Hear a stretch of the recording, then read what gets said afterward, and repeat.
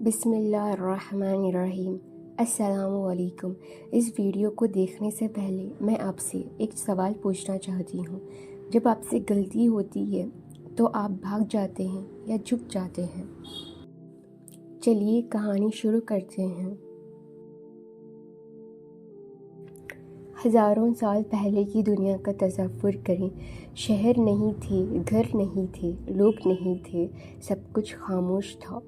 اس خاموشی میں خدا نے ایک بڑا فیصلہ کیا، ایک ایسا فیصلہ جو دنیا کو بدل دے گا۔ یہ فیصلہ بنی نوع انسان کے بارے میں تھا۔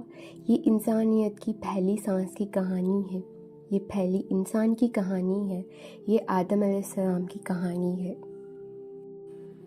خدا نے فرشتوں سے کہا، میں زمین پر ایک نمائندہ مقرر کرنے والا ہوں جو دنیا کا محافظ ہوگا۔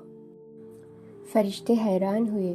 انہوں نے پوچھا، کیا آپ ایسی مخلوق پیدا کریں گے جو زمین پر فساد کرے اور خون بہائے؟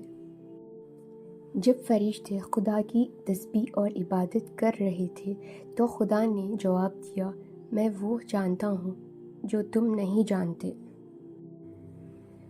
اس لمحے سے انسانیت کبھی بھی عام نہیں رہی۔ خدا نے زمین کے مختلف حصوں سے مٹی جمع کی۔ کچھ مٹی نرم تھی، کچھ سخت، کچھ ہلکی، کچھ طریق۔ خدا نے کہا، اب زمین پر اتر جاؤ، وہاں زندگی کا امتحان ہوگا، جدوجہد ہوگی، درد ہوگا اور کوشش ہوگی۔ لیکن یہ یاد رکھنا، جب بھی میری ہدایت آئے، جو اس پر عمل کرے گا وہ کبھی ضائع نہیں ہوگا۔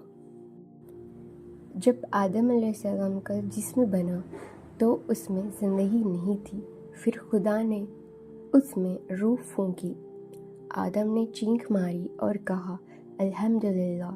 یہ پہلی انسانی آواز تھی، شکر کی آواز۔ خدا نے آدم کو علم سکھایا، چیزوں کا نام سکھایا۔ پھر فرشتوں سے پوچھا گیا لیکن وہ جواب نہ دے سکے۔ آدم علیہ السلام نے سب بتا دیا۔ خدا نے فرشتوں کو حکم دیا، آدم کے سامنے سجدہ کرو۔ سب نے سجدہ کیا سوائے ایک کے، ابلیس۔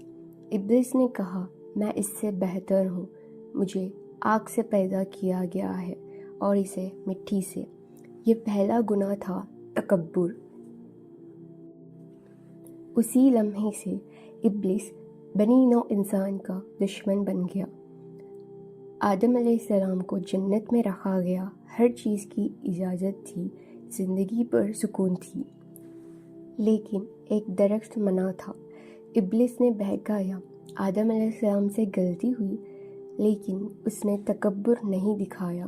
اس نے معافی مانگی، خدا نے اس کی توبہ قبول کر لی۔ یہ انسانیت کے لیے پہلا سبق بن گیا۔